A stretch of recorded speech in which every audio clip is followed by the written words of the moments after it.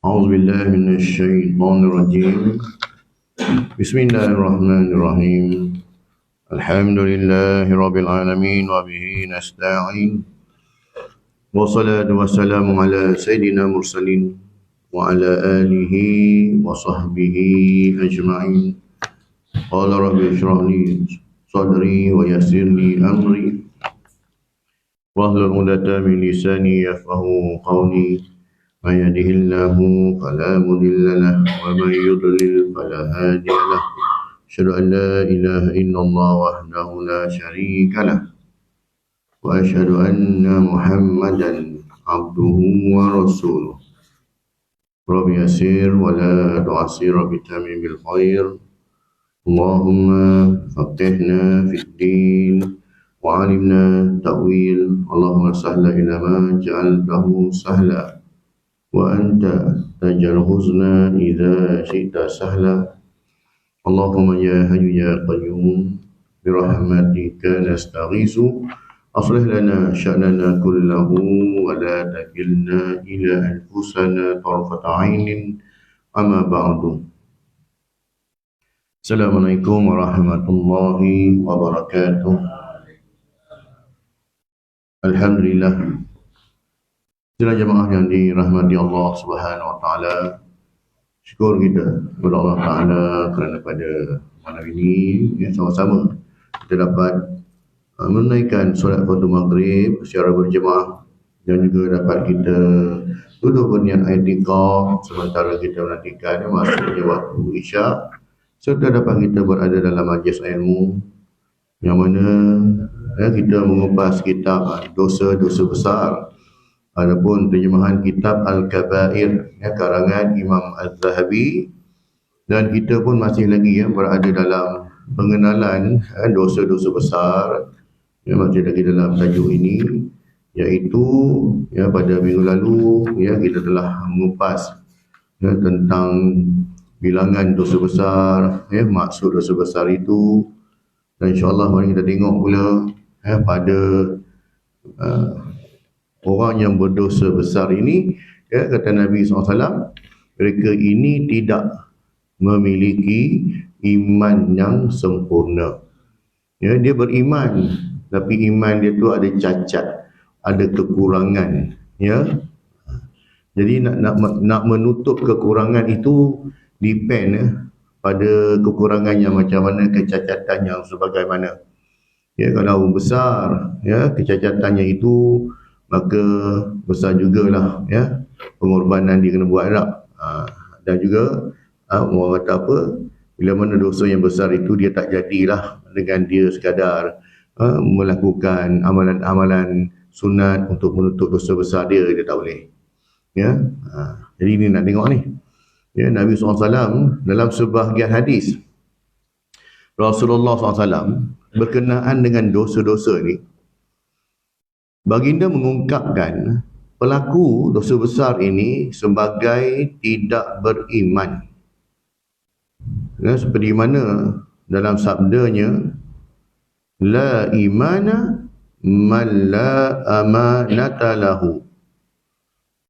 Artinya tidak ataupun tiada iman bagi orang yang tidak memiliki sifat amanah.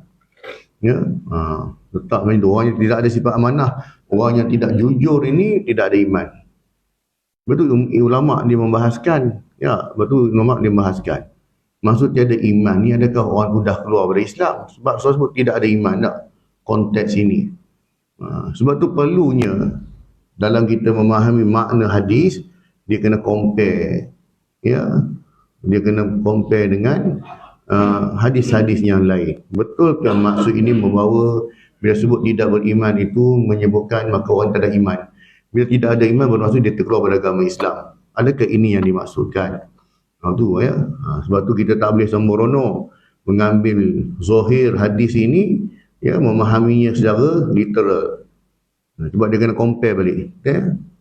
Yang keduanya, Rasulullah juga sebutlah hadis yang lain, la yazni az-zani hina yazni wa huwa mu'minun. Artinya seorang penzina tidak akan berzina ketika dia ingin berzina dalam keadaan dia seorang mukmin. Ya. Sama juga hadis lain Rasulullah sebut, ya, tidaklah seorang tu dia mencuri. Ya, dia tidak akan mencuri ketika mana dia ingin mencuri itu dia dalam keadaan beriman.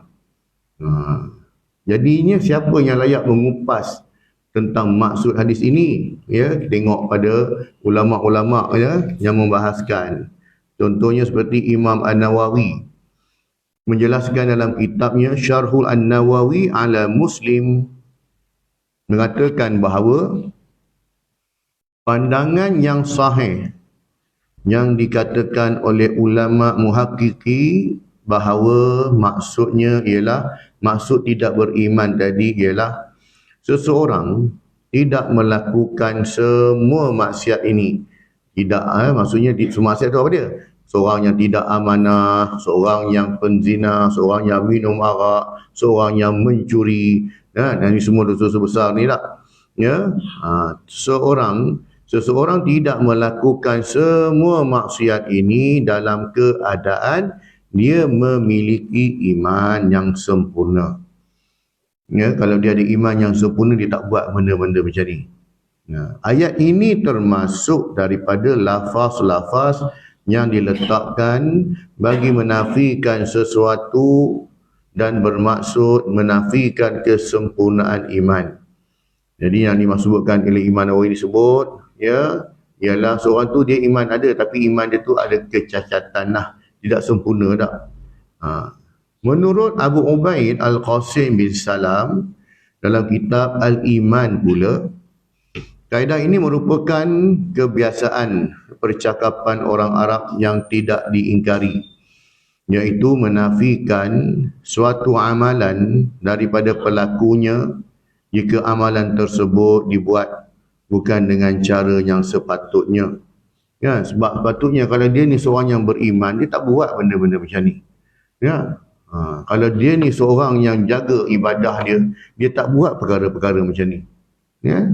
Sebab tu disebutkan dengan tidak beriman itu tidaklah sempurna imannya itu. Maksudnya dia kena tampunglah kekurangan iman dia tu. Ya, bergantung pada jenis dosa yang dibuatnya. Okey, kesan dosa besar. Apa kesan dia? Sudah pasti kalau ibadah pun kita buat, dia akan meninggalkan kesan. Ya, ini kan pula maksiat. Ya, sudah pastilah dia pun ada kesan. Ya, menurut An-Nawawi, Imam Nawawi sebut dalam kitabnya Raudhut Talibin, ulama mazhab Syafi'i berpandangan bahawa sesiapa yang melakukan satu dosa besar, dia menjadi fasik dan kesaksiannya tertolak. Ya, kita pun tahu dosa besar ni bukan satu tu je, bukan dalam bab qazaf sahaja. Ya, menuduh orang tu melakukan zina kan, banyak lagi dosa besar ni lah. Ya, antaranya tadi membunuh, ya, kesaksian palsu semua ni. Jadi bila dia fasik, maka kesaksian dia ditolak, tak diterima. Ya, dalam Islam tak boleh. Sekiranya nak cakap siapa pun, dia jadi saksi, maka tertolak. Dia tak boleh pakai. Ya, tak boleh pakai. Dia punya kesaksian dia tertolak. Bayangkan pula bagaimana dia nak jadi, ya, saksi wali hakim, saksi nikah pun tak boleh. Kan? Nak jadi wali pun tak boleh ni. Berat tak beratnya. Ya. Sebab tu kita kena berhati-hati tak. Berhati-hati, ya, dengan dosa-dosa ini. Sebab itu dalam bab, ya, status pelaku dosa besar ini, di mana kedudukan orang yang melakukan dosa besar. Ya, dalam akidah Ahlussunnah wal Jamaah, pelaku dosa besar masih lagi beriman selagi tidak menghalalkan dosa itu. Ya, dia tahu perbuatan meninggalkan solat itu berdosa besar. Ya, dan dia bila orang tanya kenapa kau tak semayang, tahu aku malas nak semayang lah, belum sampai hidayah lagi kot, kan? Tak sampai seru lagi dah. Orang sebut tak sampai seru dah. Ya, seru tu akan sampai bila malaikat Israel depan mata dia. Sampailah seru, iaitu seruan kematian, kan? Jadi dia mengatakan bahawa dia malas. Dia tidak kan? Makanya termasuk golongan fasik. Tapi kalau dia kata solat tu, mana ada solat wajib, kau cuba cari dalil tengok. Aku tak percaya solat ni sebagai dalam rukun Islam, kata tak. Itu boleh menggugurkan iman. Itu terkeluar terus daripada Islam lah. Ya? Bila menafikan kewajipan solat dengan penuh i'tiqad dan keyakinan. Lepas tu kita risaulah kalau orang yang berpandangan, ya, tak payah semayang, cukup dah semayang dengan niat yang cukup dah. Nah. Sebab apa dia kata innamal a'malu binniyat. Setiap perbuatan tu mula dengan niat. Niat cukup lah. Jadi dengan niat kita semayang dah tu. Pandai kan? Sebab makan tak nak niat tu. Ini masalah. Kan? Tadi aku niat makan nasi berani kambing. Kan? Kerana Allah Ta'ala. Alhamdulillah kenyang. Tenang macam tu tak? Dia tak mahu kan? Dalam bab makan dia tak mahu macam tu. Dalam bab dia pun upah gaji tak? Tak nak macam tu pula tak? Tapi dalam bab ibadah pandai dia kan. Ni semua penyamun yang otak ni kan. Penyamun agama lah. Kan? Cerdik. Kan? Nak kona juga tu. Kan? Jadi orang buat macam ni kan. Apa kita semayang ni kan? Kan? Apa guna kita semayang kalau kita tak faham apa yang kita baca dalam solat tu. Kan? Dalam bab nak mengelak suruh buat benda, pandai cari alasan nak. Tu kata nak sebut daya, tak nak sebut dalil kan. Mana datang perintah pula sampai kata kau dah faham maksud semayang baru kau semayang kan? Tak suruh pun. Ya? Allah Ta'ala suruh apa? Aqimus solah. Kau dirikan semayang. Kau faham ke? Kau tak faham ke? Kau tahu ke? Kau tak tahu kau buat. Nah. Kalau tak tahu pergi belajar. Solat jemaah, tiru lah orang buat. Time orang kata habis, kita duduk belakang kata habis. Time rukuk, kita rukuk kan. Boleh. Terutama bagi orang golongan mu'alaf lah. Yang nyambung usia Islam lah. Kalau kita pun tak reti lagi semayang berat tak. Jadi boleh sebenarnya. Ya, tidak ada alasan pun. Yang penting kena buat juga. Faham ke tak faham ke tetap kena buat. Sebab itu perintah. Dan perintah Allah tak cakap pun. Kau dah faham tentang semayang. Engkau dah faham pengertian semayang. Baru kau boleh semayang. Lagi kau tak faham, kau tak payah semayang. Tak ada sebut. Jadi kena buat lah. Apabila dia bertaubat, maksudnya orang yang melakukan dosa besar, di sisi ahli sunnah wal jamaah ni, kalau dia bertaubat dengan taubat nasuha. Apa tu taubat nasuha? Taubat yang bersungguh-sungguh dan dia tak ulang balik perbuatan dia. Dia 3 syarat tak? Pertama, dia menginsafi, dia menyesali atas perbuatannya itu. Kemudian dia bernekat, dia tekad dia tak nak ulang balik perbuatan dosa yang dia buat. Yang ketiga, dia berubah, buktikan dengan perubahan. Daripada dulu dia tak solat, dia jadi orang yang solat. Ya, daripada dulu dia tak tutup aurat, dia tutup aurat. Nampak perubahannya itu. Ya, jadi itulah caranya nak tahu. Ya, seorang itu sama ada taubatnya diterima ataupun tidak. Ya, maka bila mana dia bertaubat dengan taubat nasuha, maka bersihlah dirinya daripada dosa tersebut.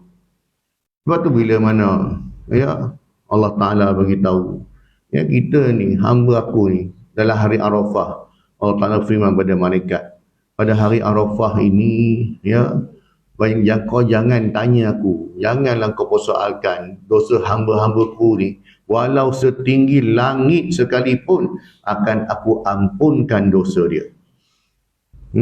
Walaupun setinggi langit kan. Dan kepada Rasulullah juga Allah Ta'ala perintahkan, suruh bagi tahu pada kita tak, qul li'ibadiyalladzina asrafuna ala anfusihim. Wahai Muhammad, kau bagi tahu pada hamba-hambaku yang berdosa besar, yang banyak buat dosa ni, la taqnatu min rahmatillah, jangan mereka ni putus asa daripada meminta rahmat Allah, minta keampunan aku. Dan jangan pernah rasa tak gunalah aku hidup dah separuh abad pun. Semayang pun tidak lagi, masuk neraka lah aku. Tak payahlah semayang-semayang, biarlah. Macam mana tak? Ya, dah susah dulu kecil-kecil tak nak semayang, sampai ketua tak ada ikut lagi tak semayang. Tak boleh berubah lah aku ni. Ataupun kita tengok orang tak, dia ni sampai sudah lah, tak boleh berubah lah. Jangan cakap macam tu. Sebab selagi mana ada nyawa, Allah Ta'ala akan terima kebaikan yang dibuat hambanya dan juga taubat yang dibuat oleh hambanya. Selagi mana matahari belum terbit sebelah barat, makanya buatlah kebaikan. Taubatlah. Ya. Bila matahari dah terbit sebelah barat nanti, pintu taubat pun tertutup. tadi tak ada guna lah. Ya, maka bertaubat. Jangan pernah kita rasa kita ni Allah Ta'ala tak terima taubat aku. Siapa orang yang layak untuk menghukum kita, taubat tidak diterima oleh Allah. Kalau kita sungguh-sungguh minta keampunan kepada Allah tak? Dan kita menyesali perbuatan kita, dan kita berubah jadi orang baik, takkan Allah Ta'ala tak terima kan? Nah, ya, sebab Allah Ta'ala memang buka pintu taubat untuk hamba-hambanya. Namun, ya, jika dia melakukan dosa besar dan dia tidak bertaubat, lalu dia meninggal dunia, maka keadaannya adalah di bawah kehendak Allah, sama ada diampuni atau diazab. Ya, dia tidak bertaubat pada Allah SWT. Sedangkan dia ada peluang untuk bertaubat dan dia masih ada masa untuk bertaubat, dia tak ambil kesempatan ini, makanya atas kehendak Allah lah. Ya, dari segi ghalibnya, kebiasaannya, ya, itu orang-orang begini akan diazab dalam api neraka. Tapi kenapa di sini sebut atas kehendak Allah? Sebab dia di akhirat esok ada 70,000 umat Rasulullah SAW yang akan masuk syurga tanpa hisab. Masuk syurga ni, betul direct masuk syurga. Siapa mereka ini? Mereka ini adalah yang mana Allah Ta'ala pilih nanti. Sebab tu bila Rasulullah sebut hadis ini di hadapan sahabat, maka dia pun angkat tangan. Ya Rasulullah, kenapa? Kau nak apa? Bagi aku, nama aku satu dalam tu. Tak, daripada 70,000 tadi, bagi nama aku masuk satu dalam tu, aku nak masuk dalam tu. Okey, nama kau ada dalam tu. Selamat aku. Kan? Nah, Rasulullah sendiri cakap jamin syurga. Jadi sekarang tinggal lagi 69,999. Kan? Ada ke kita dalam tu? Wallahu ta'ala alam lah. Tak tahu nak. Ya. Sebab tu seorang sahabat, mereka ni, contoh yang saya beritahu dah. Macam Sayyidina Bilal bin Rabah. Bilal bin Rabah ni, kan Rasulullah bagi tahu dia dalam peristiwa Isra' dan Mi'raj. Aku dengar tapak kaki engkau dalam syurga. Maksudnya Rasulullah dalam syurga lah. Aku dengar tapak kaki engkau. Tak? Dan benda ni Rasulullah bagi tahu di dunia. Ya, bagi tahu di dunia. Adakah Bilal dia cukup rasa selesa? Lamat aku Rasulullah cakap, Rasulullah dengar tapak kaki aku di syurga dah. Relax lah. Tak payah buat apa lagi dah. Tapi dia minta apa? Ya? Dia minta untuk berhijrah, untuk pergi berjihad. Nah, zaman Sayyidina Abu Bakar, maka Abu Bakar tak bagi. Ya. Nah, Rasulullah dia tak keluar lah, sebab bila Rasulullah dah wafat, dia pun duduk kat situ pun dia rasa macam dia tak boleh lupa dengan Rasulullah kan. Jadi nak orang kata nak ubatkan kerinduan dan kesedihan tu, dia berhijrah. Dan Sayyidina Abu Bakar tak bagi dia hijrah. Kan? Wahai Bilal, kita ni pun dah tua, dah usia dah pun. Tak pun nak larat dah kata tak. Kau duduklah dengan aku, tak payah nak hijrah. Dia tak hijrah. Dia tidak pergi berjihad. Kan?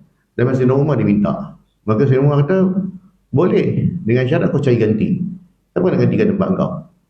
Kan? Kau cari ganti, aku pergi. Dapat cari ganti lah, dia pun pergi. Mana di makam dia? Di Syria. Kan? Di Syria makam dia, bukan di Madinah. Kan? Jadi sahabat ni, walaupun Rasulullah jamin dia sebut dalam syurga pun, dia tak rasa dalam zon selesa. Dia tetap berusaha nak menambah lagi kebaikan dia, menambah lagi kebaikan dia. Kan? Siapa lagi ya? Abu Sa'id Al-Khudri. Ya, seorang sahabat Nabi, salah sebut nama ni kan. Ya, seorang sahabat Nabi yang mana ketika Rasulullah berhijrah, Rasulullah tinggal di rumah dia selama 70 hari. Ya. Tak orang nak ingat dia tak lari. Kan? Jadi sahabat ni yang mana jaga melayan Rasulullah sebagai tetamu selama 70 hari sebelum rumah Rasulullah siap di Masjid Nabawi tu kan. Di mana makam dia? Makam dia di Konstantinopel. Sedangkan Rasulullah dah jamin kebaikan untuk dia tak? Inilah sahabat. Ya? Kalau mereka berasa selesa dengan zon mereka ini, radhiyallahu anhum wa radu anhu, Allah redha kepada kamu semua ni, maka confirm semua sahabat ni syurga. Makanya ya, kalau mereka semua ambil sikap zon selesa, okey lah, aku dah menjamin syurga, relax lah, tak payah buat apa dah. Maka agama tu tak sampailah ke sini. Tak sampailah ke tanah Melayu ni. Kalau tak ada dakwah daripada para sahabat, ya, juga ulama-ulama ni lah, semua dah kata zon selesa lah. Ya, tapi atas pengorbanan sahabat-sahabat ini, mereka berhijrah, mereka pergi berdakwah, sebarkan Islam lah. sampailah Islam ke bumi tanah Melayu ni kan. Itu cerita tadi. Maksudnya walaupun sahabat dah jamin syurga pun masih lagi berusaha atas iman mereka, tetap berusaha menambah kebaikan dalam diri mereka. Nak, ini kita baru aja mari masjid, baru dapat sehari jaga solat 5 waktu, dah rasa macam pegang uji syurga dah kan. Belum apa-apa lagi dah. Baru jaga solat fardu 5 waktu tu kira aku ni bagus dah ni, aku ni hebat. Tu risau. Nah, itu dalam kitab satu lagi, kitab Talbisul Iblis, tipu daya iblis. Tu kitab lain. Ya, yang ni kita baca tentang kitab dosa-dosa besar. Jadi namun jika pendosa besar tadi itu tidak bertaubat lalu meninggal dunia, maka keadaannya adalah di bawah kehendak Allah, sama ada dia diampuni ataupun diazab. Abu Dzar Al-Ghifari meriwayatkan daripada Nabi SAW, sabdanya, Atani atin min Rabbi fa akhbarani aw qala basyarani annahu man mata min ummati la yushriku billahi syai'a dakhala al-jannata. Qultu wa in zana wa in saraqa? Qala wa in zana wa in saraqa. Rawahu al-Bukhari. Artinya, satu utusan Jibril daripada Tuhanku datang. Maksudnya malaikat Jibril datang menemui Rasulullah SAW dan memberitahu baginda, ya, ataupun baginda bersabda, berikan kabar gembira, ya, bahawa sesiapa yang meninggal dunia dalam kalangan umatku tanpa mensyirikkan Allah dengan sesuatu pun, dia akan masuk ke dalam syurga. Ya. Abu Dzar bertanya pula, ya, walaupun dia berzina ke Rasulullah? Ya, walaupun dia berzina. Walaupun dia mencuri Rasulullah? Ya, walaupun dia mencuri. Selagi mana dia tidak mensyirikkan Allah, dia akan masuk syurga. Ni kadang-kadang orang dia salah faham. Tak? Dia salah faham. Apa yang salah faham? Aku ni buat dosa pun masuk syurga. Nah, itu kita faham. Daripada kecil kita faham macam tu kak. Yang syok lagi tu masa kecil, curi barang kedai Cina tak apa, tak dosa. Jangan curi barang kedai Melayu. Tu yang dosa tak? Tu lagi best. Ya. Dia tak tahu kita menzalimi haiwan pun akan dihisap di hari akhirat. Ini kan pula kita menzalimi orang. Tak kira lah dia beriman ataupun tidak beriman kan. Itu dah fahamnya. Jadi buanglah fahaman kolot ni, fahaman sesat tuan-tuan. Ya. Maksudnya berlaku baiklah pada siapa pun nak. Jadinya, ya, jangan sebab gitu. Kadang-kadang di bila mana dia orang baca hadis ni, kadang orang salah faham. Oh, maksudnya penzina boleh masuk syurga, pencuri boleh masuk syurga. Maksudnya dia masuk syurga setelah mana dia menjalani hukuman. Hukumannya sekiranya dia tidak bertaubat. Tapi sekiranya dia bertaubat, dia berubah, saya sebut dia 3 syarat taubat. Kan? Dia settlekan 3 benda ni, insya-Allah itu atas kuasa Allah, Allah Taala akan masukkan dia dalam syurga. Jangan dia kata, alah aku kan buat jahat pun aku tetap masuk syurga. Maksud tetap tu macam mana? Bukan mubasyaratan, bukan terus masuk. Jalani hukuman dulu. Sebab nak masuk syurga Allah ni adalah orang-orang yang bersih dari dosa. Sebab dosa tu tuan-tuan, dosa ni bila kita buat tuan-tuan, dia jatuh kotoran. Budak-budak main bola dalam lumpur, kotorannya kena pada apa? Pakaian. Jadi kalau pakaiannya kotor, dia balik rumah waktu maghrib, agak-agak muak dia pergi masuk Kau pergi tukar baju kat luar, kau pergi mandi dulu kat tepi tu.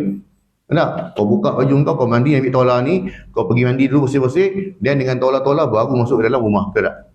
Mak dia tak bagi tu, kau masuk rumah macam tu dengan berlumpur, yang kaki berlumpur, baju penuh dengan lumpur kan, bergolek-golek main bola musim hujan kan. Macam itu. Jadi itu dia kena faham. Ya, itulah dia punya orang kata apa? Kiasan dia lah, perumpamaannya. Begitu juga dengan syurga Allah. Nak masuk syurga Allah orang yang bersih. Jadi bila ada kotoran dosa pada badan, kalau di dunia tak apa, dia juga mak suruh mandi, dia pergi mandi sabun-sabun tak. Tapi di akhirat tak jadi macam ni. Cara nak bersihkan dosa, dia tak boleh dengan klorak, tak boleh dengan sabun, dengan api neraka. Tu caranya. Jadi api neraka ni kena bakar lah. Dibakar oleh api neraka kan. Jadi janganlah orang setengah orang dia faham, walaupun dia buat dosa, dia tetap masuk syurga. Itu betul. Ya, tak salah pun. Man qala la ilaha illallah dakhala jannah. Siapa yang mengucapkan kalimah la ilaha illallah, dia akan masuk syurga. Itu betul. Tapi cara faham tu kena bagi betul-betul faham. Maksudnya bukan direct terus. Ya, kecuali mereka yang mati syahid, itu direct terus lah. Tapi bagi orang yang berdosa, dia tetap jalan hukuman. Dan juga atas rahmat Allah Subhanahu Wa Taala. Tadi saya pun sebut kan, lebih kurang ada 70,000 golongan yang akan masuk syurga kan. Okey. Kemudian kita baca pengang ni pula. An-Nawawi berpandangan jawapan akhir yang disabdakan oleh baginda itu menjadi hujah buat mazhab ahli sunnah wal jamaah bahawa pelaku dosa besar tidak semestinya akan terus masuk ke dalam neraka, ya, berada di bawah kehendak Allah. Jika dia masuk sekalipun, dia akan keluar dan dimasukkan pula ke dalam syurga serta kekal di dalamnya. Maksudnya orang yang melakukan dosa besar menurut pandangan ahli sunnah wal jamaah tetap juga akan masuk ke syurga Allah. Ya, kalau Allah Ta'ala ampunkan dosa dia di akhirat, dia selalu masuklah. Tapi kalau Allah Ta'ala tak ampunkan, maka dia jalani hukuman dalam api neraka, tuan-tuan. Ya, jadi wallahu ta'ala alam, tuan-tuan, kita berhenti sini dulu sebab kita ada sedikit program ringkas lah untuk pada malam ini, ya. Jadi insyaAllah, ya, pada kuliah akan datang kita akan masuk pada perenggan taubat. Apabila kita melakukan dosa besar, macam mana anak kita nak kahwin, jadi kita jadi wajib. Adakah sah wajib? Sebabkan benda ni ialah benda antara kita dengan Allah Ta'ala. Makanya kita bertaubatlah. Ya, bertaubatlah. Kalau kita rasa dosa yang kita buat tu besar, kita sendiri yang tahu, ya. Orang lain tak tahu, orang rumah mana tak tahu. Makanya kita pun tolak cara baik lah. Tak apalah, Mam. Ambil lah, Mam. Kan? Dia rasa bagi Mam lah. Kan? Sebab kita yang tahu. Tapi kalau kita rasa mungkin aku dah berubah, Allah tak terima taubat aku, mungkin kita boleh berubah. Maka atas masing-masing lah. Bagi dia tak boleh nak letak satu objektif lah, kata mesti tak. Ya, sebab benda ni pun subjektif bila sebut tentang dosa ni. Kan? Kita pun tak tahu adakah dosa kita diampunkan ataupun tidak. Jadinya kita sendiri-sendiri lah. Misal kata kita sendiri faham. Aku pernah buat dosa besar kan. Yang maksudnya untuk kita nak selamatkan keadaan, biar imam je lah. Supaya apa? Supaya kita tak rasa bersalah pula. Esok kita dah jadikan wali pada anak pula, tiba-tiba dengan ceramah ustaz kata tak boleh. Allah, jangan. Jadinya untuk selamat lah. Ya? Dan tidaklah bermakna pula kalau seorang ayah tertanya di wali anak pula, ayah dia pernah buat dosa besar. Tidak juga. Sebab kadang-kadang ada setengah ayah pun memang dia agak gugup. Ya? Gugup dia tidak ni kan. Jadi tak ada masalah pun. Adapun dosa ni kita dengan Allah SWT, bukan melibatkan dosa besar ini lah. Ada yang melibatkan manusia, ada yang melibatkan Allah. Ya. Jadi insyaAllah pada kuliah akan datang kita akan sambung pada tajuk taubat daripada dosa besar. Semuanya apa yang baik itu pada Allah SWT, kelemahan dan kekurangan ampun dan maaf daripada kekurangan diri saya sendiri. Allah kurniakan kepada kita kefahaman dan kekuatan kita amalkan sampaikan insyaAllah.